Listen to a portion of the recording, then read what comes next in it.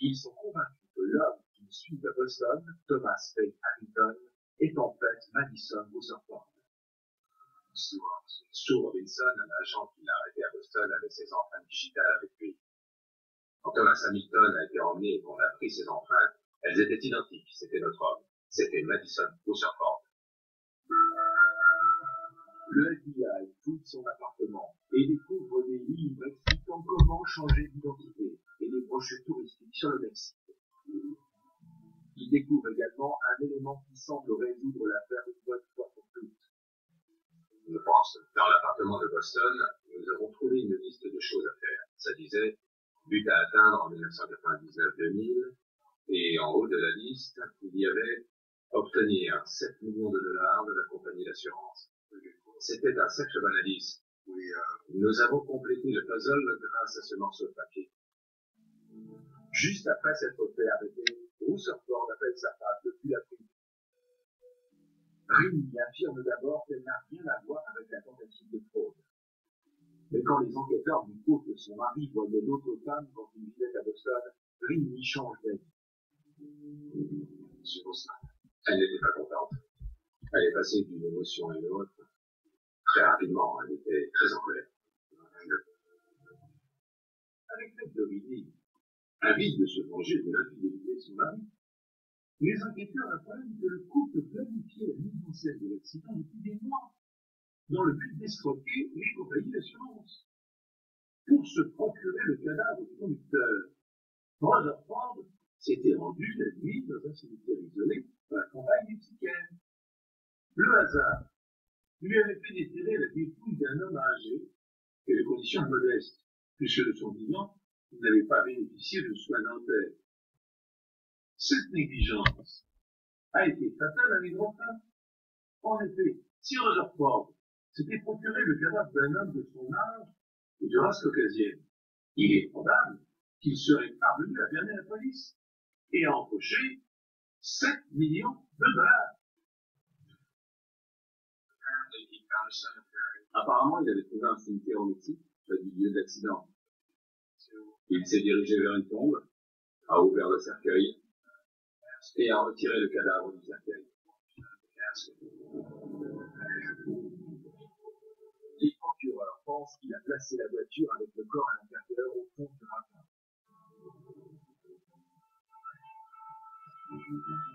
Qu'il l'a arrosé d'essence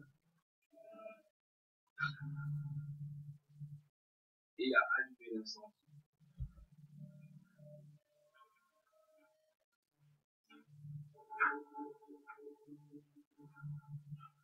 Quand les flammes ont diminué, il a jeté à l'intérieur son bracelet médical et sa montre pour qu'il ne soit pas détruit par l'incendie et qu'il permette d'identifier le corps.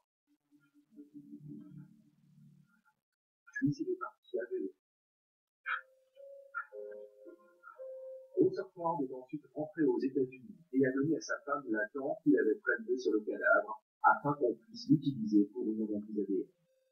D'après sa femme, il est entré dans la maison avec, je pense, cette chose dans un sac et il lui a dit « Voilà ma dent à 7 millions de dollars. » Jusqu'à ce jour, personne ne sait à qui appartenaient les os retrouvés dans la voiture. Ensuite, quand Rutherford apprend que les enquêteurs sont sur sa piste, il est obligé de changer ses plans. D'après Rini, son mari est entré dans la baignoire tout habillé et s'est coupé pour faire croire qu'il avait été poignardé. Puis il est retourné au Mexique déposer les preuves. Rutherford n'a pas pensé que l'anthropologie médico-légale découvrirait la véritable position du corps dans la voiture et que les os indiqueraient l'âge et l'appartenance technique de l'homme. Madison Rutherford avait pensé à chaque détail, mais pas aux spécialistes des os. Les enquêteurs, à la recherche d'un mobile, ne tardent pas à découvrir que Rutherford jouait beaucoup en bourse et qu'il avait beaucoup perdu. Il se considérait comme un gourou de la finance et il essayait de jouer comme un spéculateur averti. Il a perdu une somme considérable dans les années 95-96 et il a dû penser que faire croire à sa mort et toucher l'argent de l'assurance serait un moyen de récupérer son argent et de constituer un capital pour de futurs investissements. Les enquêteurs apprennent que Rutherford a utilisé un certain nombre de faux noms par le passé, tous des noms de présidents. Madison, Rutherford et maintenant Hamilton. Son véritable nom est John Sankey. J'ai trouvé ça ironique et assez amusant que cet homme ait été arrêté le jour des élections le 7 novembre 2000. Cet homme, avec tous ses noms de président, n'a même pas pu voter au présidentiel. Les gens pensent que le FBI n'a pas le sens de l'humour, mais je crois que ça prouve le contraire. Une fois confronté aux preuves de l'incriminant, Madison Rutherford plaide coupable de fraude. Les directives fédérales sur la détermination des peines limitent son emprisonnement à 5 ans. Sa femme Rini est condamnée à 8 mois de prison pour sa complicité dans la tentative de fraude. Rutherford ayant retiré un demi-million de dollars sur le compte de Brigitte Beck, celle-ci n'a plus rien. Il a ruiné ma vie. Il s'en fichait totalement. Mais mes amis se transformaient en lui. Oui. Alors, et j'espère que ceux qui se retrouveront dans une situation similaire se méfieront de leur sentiment.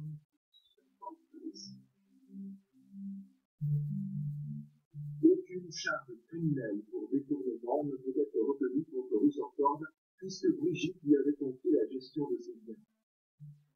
Pour les enquêteurs, Rutherford était intelligent et ne faisait pas le poids face à la science médico-légale. Cette affaire est l'une des plus intéressantes que nous ayons pu résoudre grâce à la science.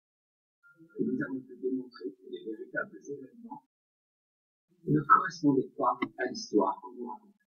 Il y a un vieil adage qui dit notre intelligence est à la hauteur de notre éducation. À l'évidence, Madison Rutherford était très éduqué, mais pas dans le domaine de la médecine légale.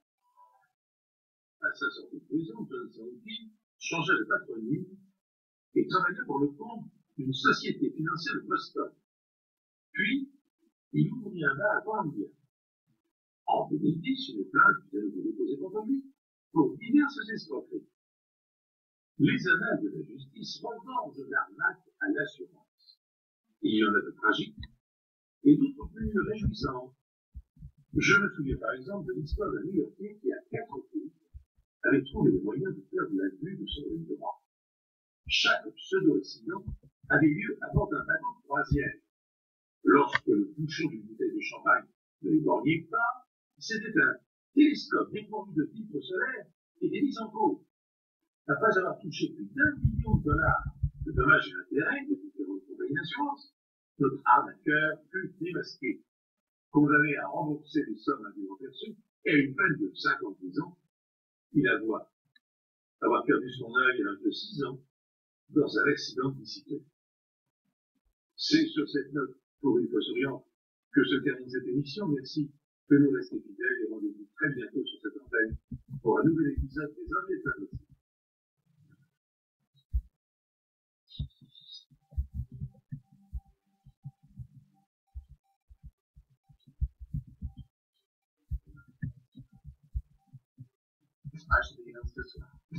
J'ai tapé les règles des émissions, et il n'y a plus qu'à les signer.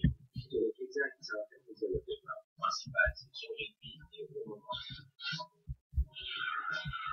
Ça vaut que tu connais. C'est pas une belle pilote, il y en a de recherche.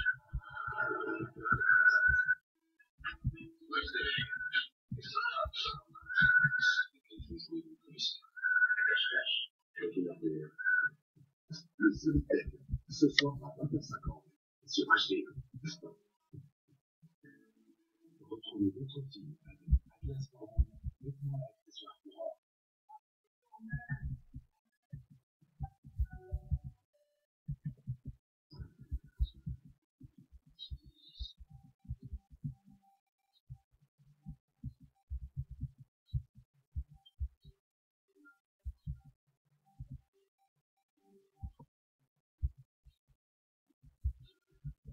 Isolé du droit et de la recherche d'un fleuve suffisamment prudent pour ne laisser aucune empreinte digitale et trop négligent pour réussir à garder son identité secrète. Et c'est comment un expert de la police scientifique a réussi à identifier un criminel grâce à une simple empreinte de pied. Alors, aucun des témoins n'est en mesure de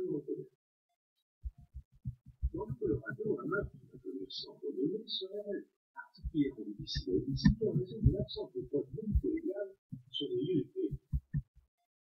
Mais les informations rassemblées grâce à un restaurateur, à un endocrinologue et à une botaniste médico-légale permettent de réduire à néant l'individu principal suspect. Bonjour, je suis très heureux de vous retrouver pour ce nouvel épisode.